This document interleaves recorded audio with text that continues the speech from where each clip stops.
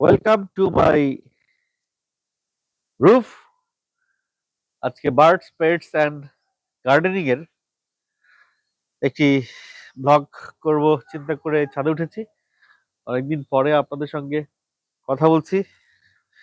মাঝখানে আমার অন্যান্য কিছু চ্যানেল আছে, সেগুলো নিয়ে খুব ব্যস্ত ছিলাম। তো শুরুতেই শিউলি ফুলের শুভেচ্ছা। ভারী মিষ্টি ঘ্রাণ। এই গাছটা আমরা একবার মিরপুরে গিয়েছিলাম কোন একটা কাজে। ফেরার পথে এই গাছটা রাস্তার ধারে একটা নার্সারি, ফুটপাতের উপর একটা নার্সারি থেকে সম্ভবত 150 বা 200 টাকা দিয়ে কিনেছিলাম। তো গাছটা অনেক বড় হয়েছিল, ওই পর্যন্ত এইটা ছাড়িয়ে গিয়েছিল। এখান থেকে কেটে দিয়েছি, কেটে যাতে টবে রাখা যায় ওই অনুযায়ী গাছটা রেখেছি। তো এই পাশে আবার ওই যেটা ছেটে দিয়েছিলাম সেটাকে আবার এখানে এঁটে দিয়েছি। তো 3 দিন হয়েছে, দেখা যাক কি অবস্থা। এই যে এই অবস্থা, আমরা ভাবছিলাম যে এটা থেকে আবার গাছ হবে। তো দেখা যাক, এখনো আমরা কোনো রেজাল্ট পাই নাই।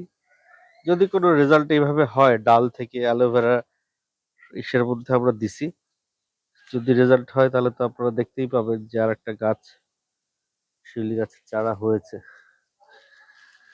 তো এটা একটা পরীক্ষামূলক অ্যাটেম্পট। এখানে কিছু পাতাবাহার আছে। টগরটা আসলে এই পাশে ছায়া পড়ে বলে পাতাগুলো হলুদ হয়ে যাচ্ছে, টগরটাকে হয়তো শিফট করতে হবে। তার এখান থেকে কিছু চারা এগুলো শিফট করি। এই যে কচু পাতা, পাতাবাহার, এটা একটা পাতাবাহার। তারপরে এখানে একটা কি হচ্ছে, এটা বোধহয় করম চা, এটা কদবেল। তারপরে এটা কি ছিল যেন, মাধবীলতা। আর এটা এটা যেন লালবেরি। আরেকটা যেন কি কিনেছি বড়, আচ্ছা বলছি সেটা। তো আমাদের এইটাকে শিফট করতে হবে এখানে, রোদটা। এটা অগ্নিশ্বরা পাতাবাহার। এটা একটা কোরিয়ান ফুল, এটার নামটা আপনাদের পরে বলছি, ভুলে গেছি এই মুহূর্তে। ট্রাকোমা। এই টগরটাকে সরিয়ে দিলাম, কারণ টগরটা রোদ পাচ্ছিল না বলে এই যে পাতাগুলো হলুদ হয়ে যাচ্ছে। তো এটাকে এটাকে একটু রোদযুক্ত জায়গায় রাখবো। সেটা আপাতত আপাতত এখানে রাখি, পরে আমরা শিফট করে দেব। আর এখানে আমরা অনেকগুলো ড্রাগনের অনেকগুলো চারা লাগাইছিলাম, ডাল কেটে কেটে বিভিন্ন জায়গায়, কিন্তু কোথাও হচ্ছিল না। শুধুমাত্র এই টবটাতে হয়েছে বলে আমরা অন্য সব জায়গা থেকে এনে উঠাই আবার এখানে লাগাই দিছি। দেখা যাক ড্রাগন খাইতে পারি কিনা। এখানে একটা লাউয়ের চারা লাগিয়েছি, নতুন পাতা গজায় আসছে। আমরা এরবার অনেক লাউ শাক খাইছি, লাউ খাইতে পারি নাই। এখানে অনেক লাল শাকের বীজ দিয়েছিলাম, লাল শাক হচ্ছে প্রচুর। এখানেও হচ্ছে, এই যে পাখিতে খেয়ে গেছে লাল শাক। তারপরে এখানে পেয়ারা গাছ, এই পেয়ারা গাছটা থেকে আমরা অনেক পেয়ারা খাইছি, অনেক পেয়ারা খাইছি। আরো 2টা পেয়ারা আছে ডালে, এটা কাটিং করে দিছি। এখানে আমাদের আঙুর গাছ, একবার ফলন হয়েছিল, তা আবার কাটিং করে দিতে হবে, কাটলে বোধহয় আবার ফল আসবে। কিছু আমের বীজ, আম খেয়ে আমের বীজ রোপণ করেছিলাম, এই চারা হয়ে গেছে। তো এখানে একটা লাল জবা আছে আমাদের, অনেক ফুল হয়। আর এই জায়গাতে একটা আমের চারা হয়েছে আর একটা পেয়ারার চারা, দুইটাই বড় হয়ে গেছে, একটাকে শিফট করে দিতে হবে খুব দ্রুত। হ্যাঁ, এটার ভিতরে লাল হয়, যদিও এটার পেয়ারা এখনো খাই নাই। এখানে কামরি ফুল গাছ, অনেক কামরি ফুল ধরে। একটা তুলসী গাছ আছে, এইটা হচ্ছে নিম গাছ, এই হচ্ছে আমাদের সাদা জবা। অনেক সাদা জবা হয়। আর এই গাছটা থেকে অনেক পেঁপে খাইছি আমরা, কিন্তু এই গাছটার পেঁপের একটা বৈশিষ্ট্য হচ্ছে পেঁপেতে বীজ হয় না, সিডলেস পেঁপে। আমি খুব চিন্তায় আছি এটা থেকে আরেকটা পেঁপে গাছ আমি কিভাবে বানাবো, কারণ এটার পেঁপে খুবই মিষ্টি, খুবই মিষ্টি, খুব সুস্বাদু এটার পেঁপে। এই গাছটার একটা করুণ গল্প আছে, সেটা হচ্ছে ঝড়ে গাছ এখান থেকে ভেঙে গেছিল, তারপরে এটাকে আবার আমি সোজা করে দড়ি দিয়ে পেঁচায় রাখছি, আবার এখান থেকে আবার হয়েছে, তারপরে আবার আমরা ফল খেতে পাচ্ছি। কাঠগোলাপ আছে আমাদের এখানে, আপনাদের যদি কারো কাঠগোলাপ লাগে আমাকে ইনবক্স করতে পারেন।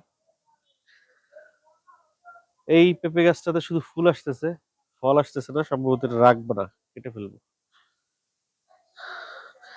এর একটা মাল্টি কালার গোলাপ গাছ আছে, এটা হচ্ছে রঙ্গন, এটা তো আপনারা জানেন, নয়নতারা। দুটো বেগুনের চারা কিনে রেখেছি, এখনো রোপণ করিনি। এটা আমাদের আমড়া গাছ।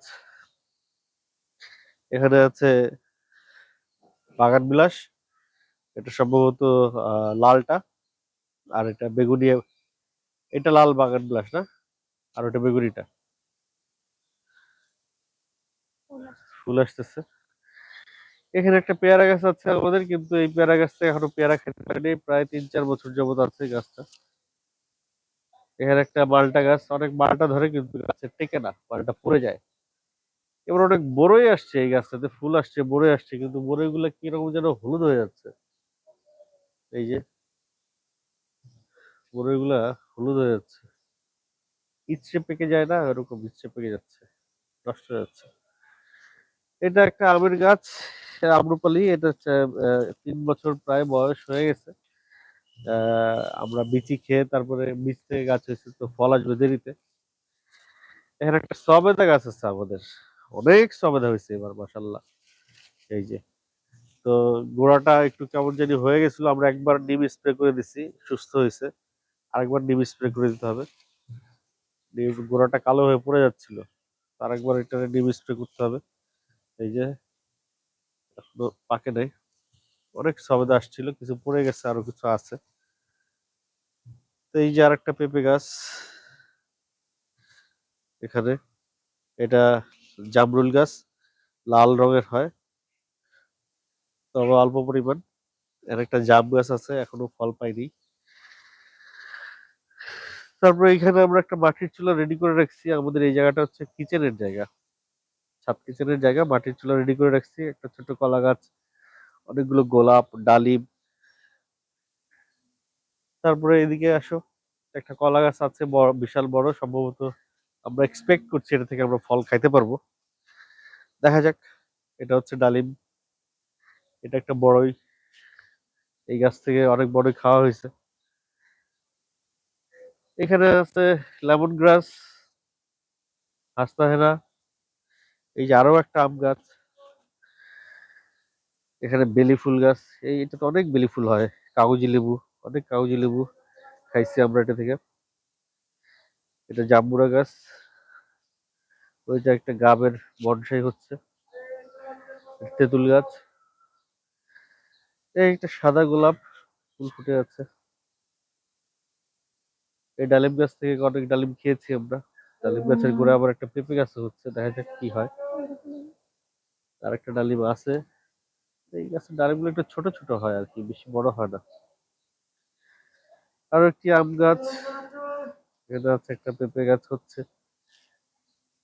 গোলাপ, পেয়ারা, এই গাছ থেকে অনেক পেয়ারা খাইছি আমরা। আর এই গন্ধরাজ গাছটা আমি রিপোর্টিং করেছি, তারপর গাছটা বোধহয় বাঁচবে না, মারা যাচ্ছে কি জন্য জানো। একটা ক্যাকটাস আছে, এখানে বোম্বাই মরিচ গাছ আছে, অনেক বোম্বাই মরিচ খেয়েছি। এবার আর দ্বিতীয়বার আর ফল তৃতীয়বার আর ফল আসে নাই।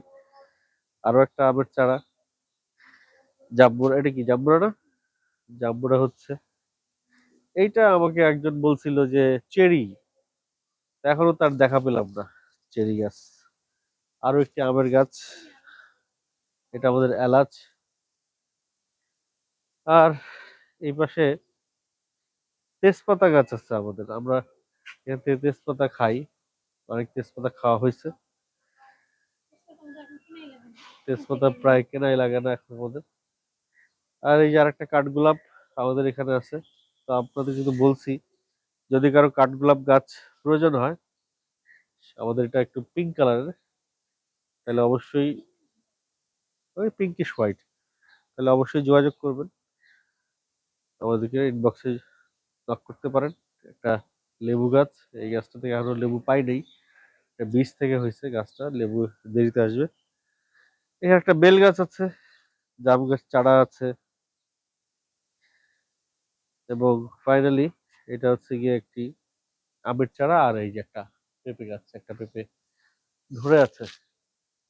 এই গাছ থেকে অনেক পেঁপে আমরা খাইছি, এটা বোধ হয় 4 বা 5 নম্বর পেঁপে। দেখা যাক কি হয়। এই তো আমাদের ছোট্ট ছাদ বাগান, আপনাদের অনেকদিন পরে ছাদের আপডেট দিলাম। কেমন লাগলো আমাদের ছাদ বাগানটা অবশ্যই কমেন্ট করে জানাবেন, আর কার কোন গাছটা পছন্দ হলো সেটিও জানাবেন, কারো কোনো গাছ প্রয়োজন হলে সেটিও জানাবেন। Take care, bye bye. আসসালামু আলাইকুম। আমাদের আহ পাখির ঘর এটা, কোকাটেলার বাজরিকা আমরা প্রথমে এখানে রেখেছিলাম। পরিবেশটা একটু, ছাদের উপরে তো একটু গরম বেশি থাকে, এই কারণে নিচে নিয়ে গেছি। ছাদের যে পাখিগুলো আছে সেগুলোর সঙ্গে আপনাদের একটু পরিচয় করিয়ে দিই। এখানে আমাদের আহ 8 জোড়া ঘুঘু আছে, 2 জোড়া ঘুঘুর বাচ্চা, বাকি সব আমরা 2 জোড়া ঘুঘু কিনেছিলাম, আর বাকি সব ওই 2 জোড়া থেকে আস্তে আস্তে হয়েছে। তো 10 জোড়া পর্যন্ত রাখবো, তারপরে সেল করব। আর এখানে আছে আমার কিছু পছন্দের কবুতর, এটা হচ্ছে সিরাজি। এই কবুতরটার বিশাল একটা স্টোরি। সে হচ্ছে গিয়ে 1 বছর পর্যন্ত আমার কাছে ছিল, কোনো ডিম বাচ্চা করা নেই, ডিম করছে বাচ্চা করা নেই। তো বিভিন্ন ভাবে ট্রাই করছি, অন্যদের খাঁচায় দিছি, হয় নাই। তো ফাইনালি ওদের খাঁচাতেই পরে একবার একটা বাচ্চা হয়েছে ওই যে নিচে, আর এইবার 2টা বাচ্চা আসছে। মাশাল্লাহ বাচ্চাগুলোর স্বাস্থ্য খুব ভালো, এই যে মাশাল্লাহ স্বাস্থ্য কিন্তু খুব ভালো, খুব ভালো স্বাস্থ্য, এই যে।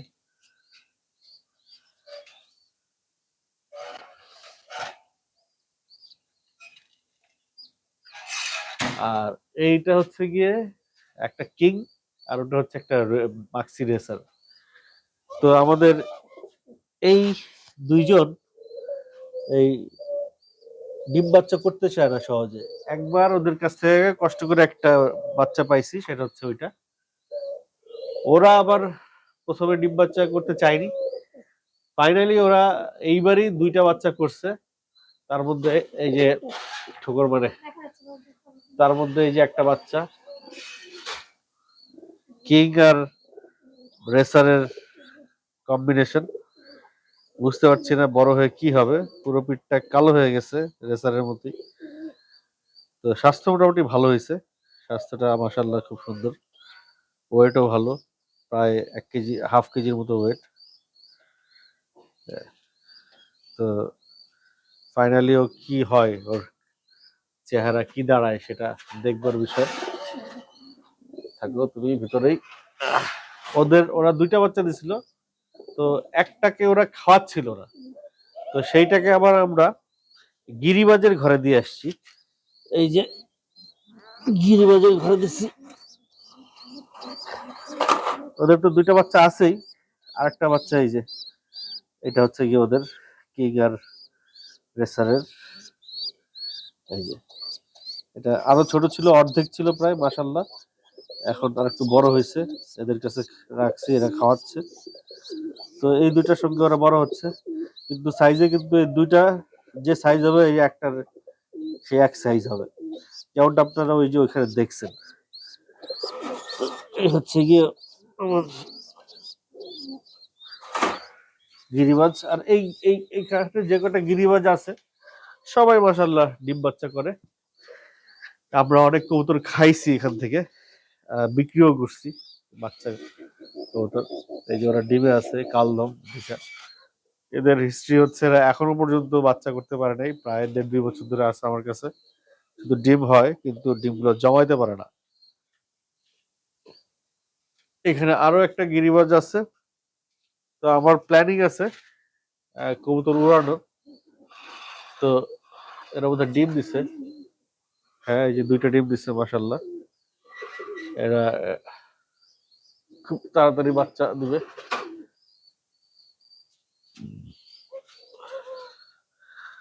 তো কবুতরের সেটআপে আমার প্রায় সিরাজি হলো 2 জোড়া, এক জোড়া আর মাক্সি এক জোড়া। এখন ওদের আবার এক জোড়া বের হলো আর ওদের এক জোড়া বের হলো। তো আমার আরেকটা খাঁচা রেডি আছে এখানে, এটা খালি আছে। তো আমি জাস্ট এখান থেকে বাচ্চাগুলোকে শিফট করে দিব আস্তে আস্তে এই পাশে। তারপরে হয়তো সেল দিব বা খেয়ে ফেলবো। আমার এই সিরাজি আসলে বেসিক্যালি আমি খাওয়ার উদ্দেশ্যেই পালছিলাম। তো একেকটা সিরাজির কিন্তু অনেক ওয়েট হয়, মাংস হয়। এখনো পর্যন্ত সিরাজি খাওয়া হয় নাই। আমি আরো কিছু কয়েক জোড়া তুলবো আগে। তোলার পরে তারপরে হয়তো মাংস খাওয়ার, মানে আমাদের যে মাংসের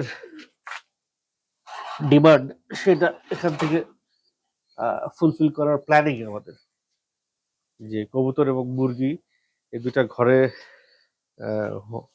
পালন করেই আমরা ইয়ে করতে চাই, খাইতে চাই। এই পাশটাতে আমি কিছু দেশি মুরগি তুলবো। একটা খাঁচা আমাকে বানাইতে হবে, সেটআপ এখানে রেডি করতে হবে। প্রায় 16টা মুরগি রাখার প্ল্যান আছে এখানে, 2 তলা করে। 16 বা 17টা, 18টা, মানে 20টার মতো মুরগি থাকবে এখানে। এই দেশি মুরগি রাখার প্ল্যান এখানে আপাতত এখনো রেডি করে নেই, প্ল্যানিং আছে। খাঁচাটা বানাইতে হবে। আর ওই জায়গায় বাইরে চলেন আপনাদেরকে 2টা হাউস করে রাখছি, আপনাদেরকে দেখাই। এখানে আমার আসলে কি করব, প্রথমে প্ল্যান করছিলাম যে অর্নামেন্টাল ফিশ আমরা এখানে ছাড়বো। পরে প্ল্যান করলাম যে দেশি কই আর কি থাই কই আর শিংয়ের পোনা ছাড়ার জন্য। এখন আমি একটু কনফিউজড হয়ে আছি কি করব। আপনারা একটু আমাকে সাজেশন দিবেন এই হাউস দুটায় আমি কি করতে পারি। তাই তো আমার ছোট্ট ছাদ বাগান এবং খামার। তো আপনাদের যদি এই খামারের কোনো পরামর্শ থাকে অবশ্যই কমেন্ট করে জানাবেন, আর কেমন লাগলো সেটাও অবশ্যই কমেন্ট করে জানাবেন। আজকে এই পর্যন্তই, ভালো থাকবেন।